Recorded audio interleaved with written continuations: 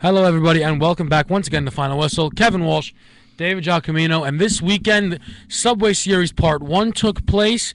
The hottest team in baseball, New York Mets, coming in, and the Yankees looking pretty good, going off 3 out of 4 against the Detroit Tigers, who were all the best team in the AL going into the series. Yankees come out, take 2 out of 3. They win the first and the last game. Harvey gets the win for the Mets. A lot of takeaways, I really feel, in what's been, it's an early part of the season. We've played about 20 games almost, and there were a lot of takeaways, though, I feel like, from just a 3-game series. A lot of things to comment about both teams. Dave, just initial thoughts from the series.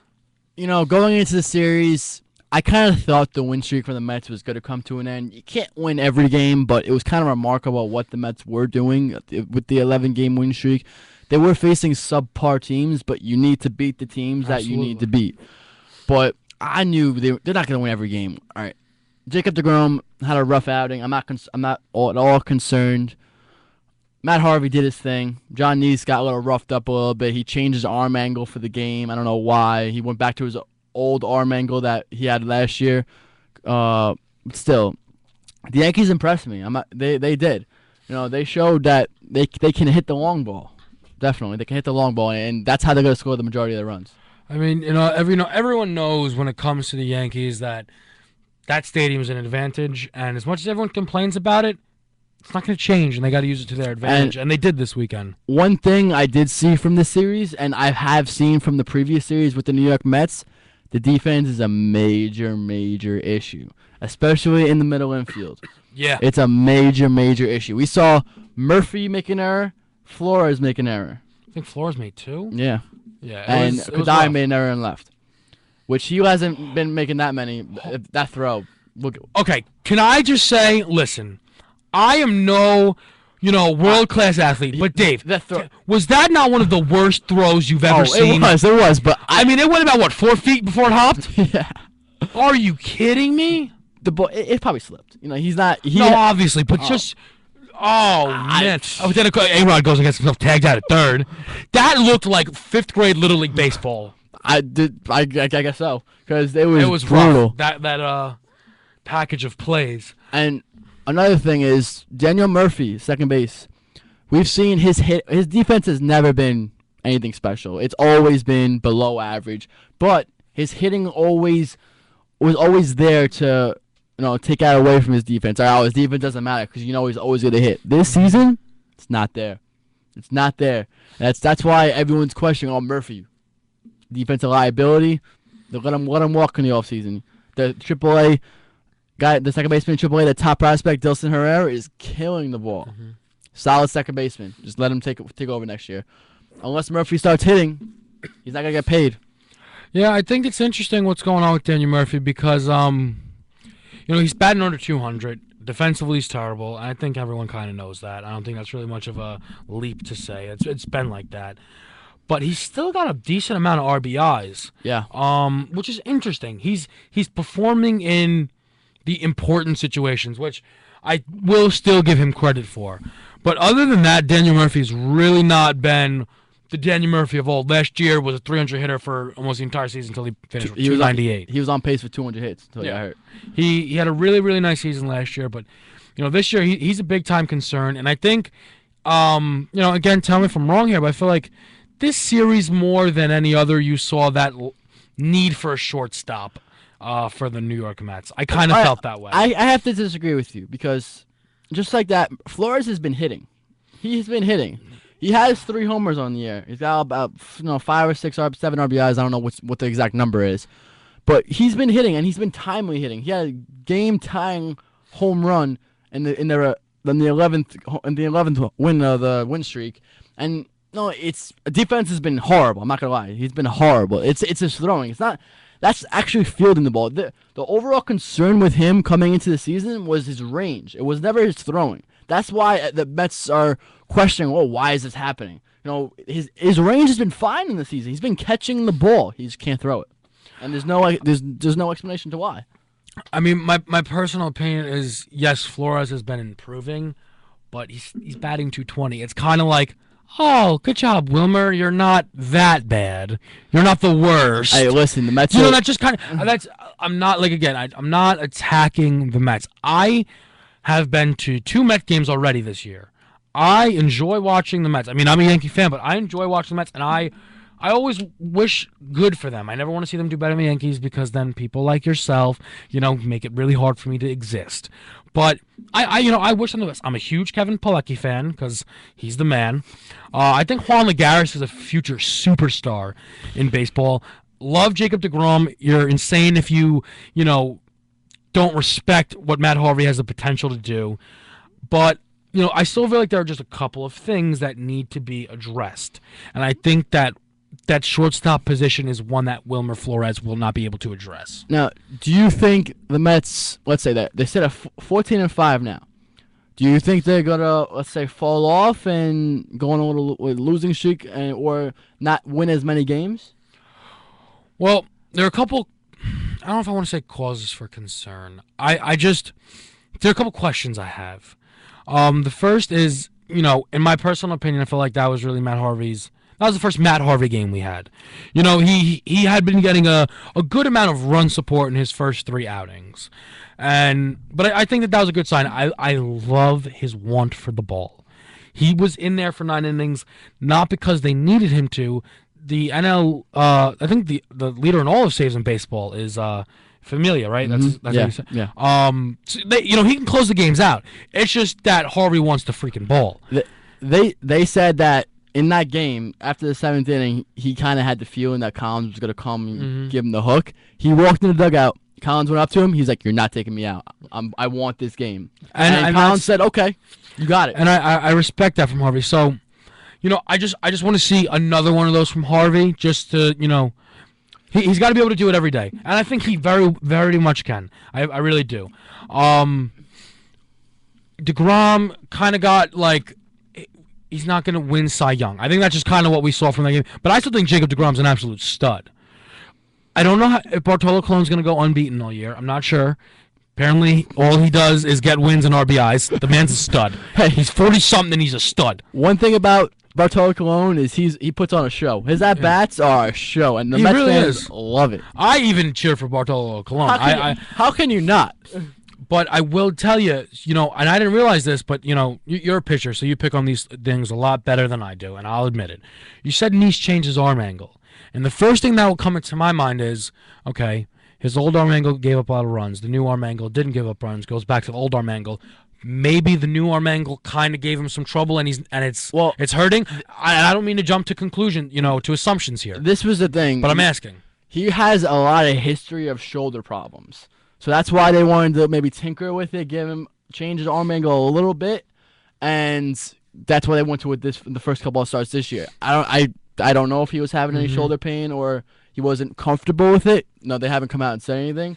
But maybe that's why if he was, and then he went back to it because he said his shoulder was feeling good. So maybe that's why he went back to the original angle. It didn't work out for him. He was doing good his first 3 starts.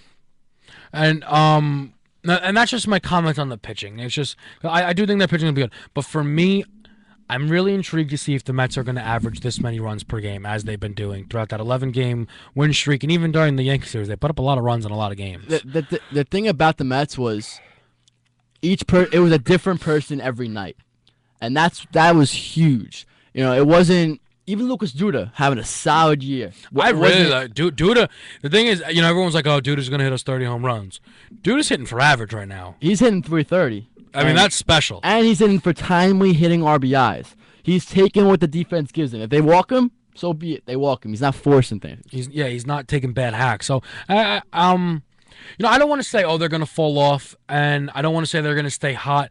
I think they might. Level out a bit more. I think they might lose a series. Again, they might split a little bit, but I think we're going to still see consistent baseball from the Mets. That's my personal opinion. Yeah, and I think they got a real solid chance. They're the top 3 starters, with being Harvey, deGrom, Colon. They got a real solid chance to win 3 out of 5 days almost every single time through the rotation. And I think we're going to see he's going to fall out of the rotation come mid-season. I think they're going to bring up either Steven Matz or Noah Syndergaard, their top prospects. And interestingly enough, on Syndergaard, now that I bring him up, they said that he's actually bored in AAA. And that's why he's maybe not having the success that everyone really thought that he would have. Yeah, I could imagine it getting old. Yeah, and it's interesting. Matt Harvey went through the same thing. It's like they're done, like they don't want to do it anymore. They just want to get to the majors, and I personally I don't know. I don't see how that can happen. You're AAA. You're one step from the bigs. You should put in more work to do better. But they're saying he's bored. I think and you, like I said, you're a lot more, especially now when we're talking Mets pitching. But maybe it comes a point where he's saying to himself, "Look, I really can't do anymore. They're going to bring me up basically once they realize that G's going to give up 5 runs a game or he gets hurt. So I don't care because this is really just frustrating and I feel it's disrespectful." And in a way, you can understand that, and in a way, it's frustrating as a fan. But there was a point where the Mets had Ron Darling said that they should go with a 6-man rotation because they felt like it would, limit the innings on DeGrom and Harvey and, make things maybe a bit easier. I don't think it's criminal to bring up Syndergaard for a start and see what happens. That's what they're doing that with Montero tomorrow. They're having a spot start in between because they have such a long stretch without any off days. So they're bringing up Montero to start tomorrow just to get an extra day for each starter. But I don't think it's crazy to say give Syndergaard a chance. What's the worst that happens? He doesn't perform and you go back to the 5 you had? I don't think it's crazy. I agree. And then you know what? He comes back down to earth and says, "All right, I got to keep working." Yeah, I completely agree. Why not? It can't hurt the Mets. If he comes up, he pitches as a stud. Look what you got. Yeah. I think another thing. I think it has to do with the Super 2. With the deadlines, the June, all that contract stuff. So that's probably has something to do with it too. So maybe when it comes June, maybe they'll come up. It's all business side of it. Of course. Let's switch it over though, if you don't mind. We'll go Yankees baseball now. Yeah. I'll start as a Yankee fan. What I saw, I'm really happy right now. The way things started, I was like, man, I'm not even going to be able to sit through Yankee games.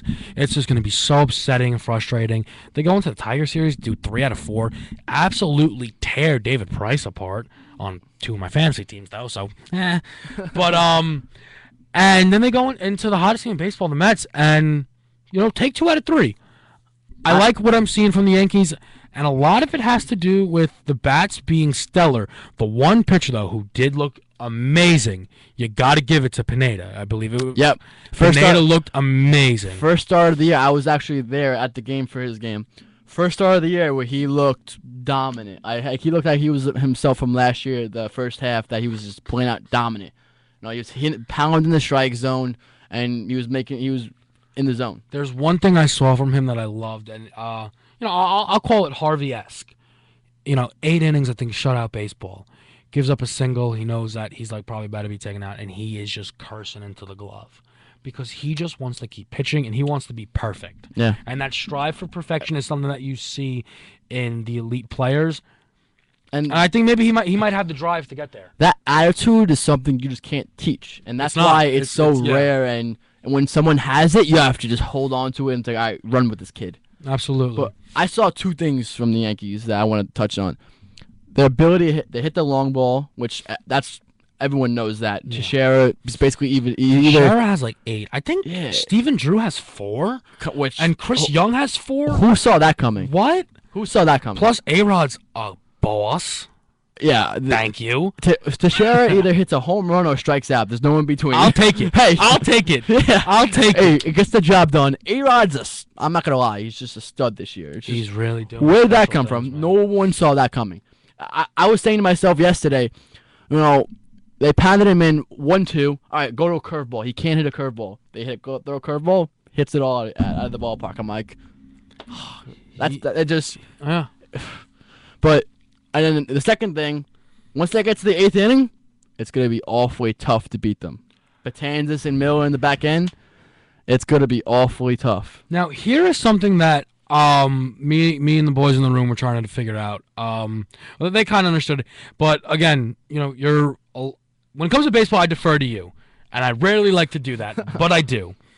Why not let Betances close? Is it just because Miller's more comfortable? Well, why? Because Miller, Betances has just been crazy. Well, I do watch both. I'm a baseball fan. I always watch the Yankees when they're on. Right. I always watch Mets, but What I saw was in the beginning, even in spring training, Betances didn't have the control he had last season in the beginning, at least. Mm-hmm. And during the start of the season, his velocity was down and he didn't have the control.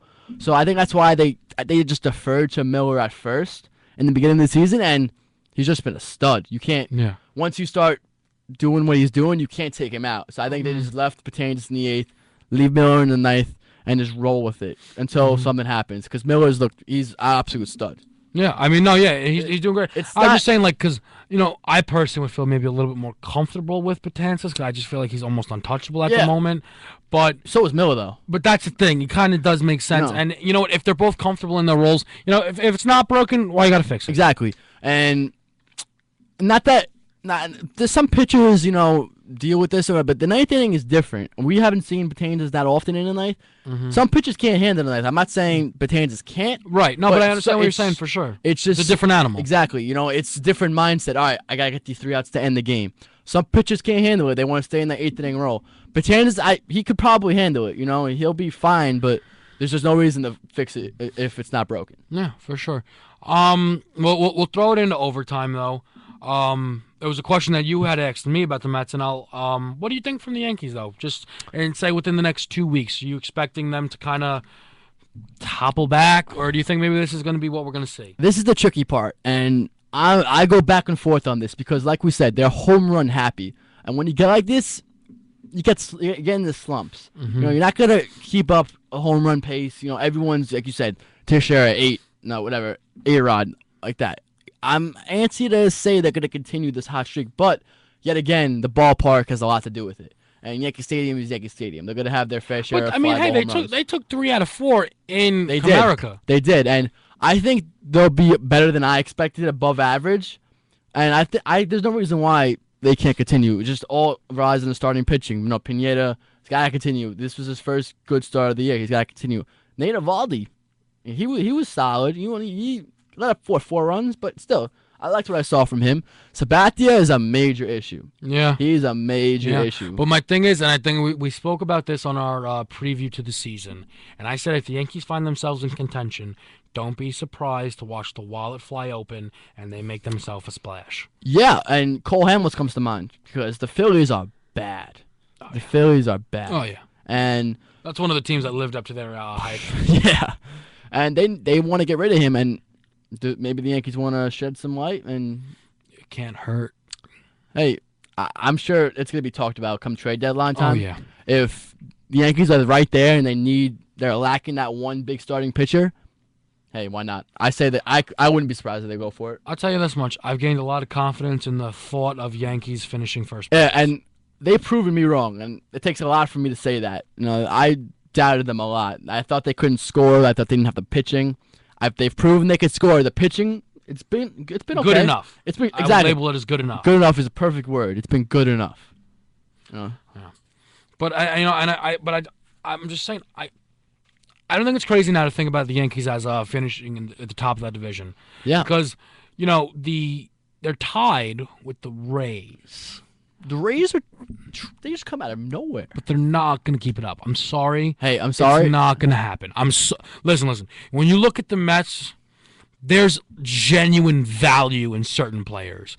Outside of Chris Archer, who hasn't given up a run in his last 4 starts, and Evan Longoria, who on that team are you really selling me on? I don't know anybody on the team. No, that's my point. I know. I'm not buying into it. Like I said, we're not even 20 games into a 162-game season, so the Rays are going to fall out, and things will kind of make more sense as we go on. But I'm just saying, Yankees first place in the AL East is not something that's a stretch to say. Exactly, and this is the big thing. People always say, "Oh, we're 19, 20 games into the season." Yes, but this is the key thing. You can lose the season in April, but you can't win it. For sure. And they got to keep it up. If you fall in April, it's gonna be it's hard to get back up. But just because you're doing good in April doesn't mean you're gonna keep doing good in April. Absolutely. Now that is all the time that we have. Kevin Walsh, Dave Giacomino. We'll see you next time on Final Whistle.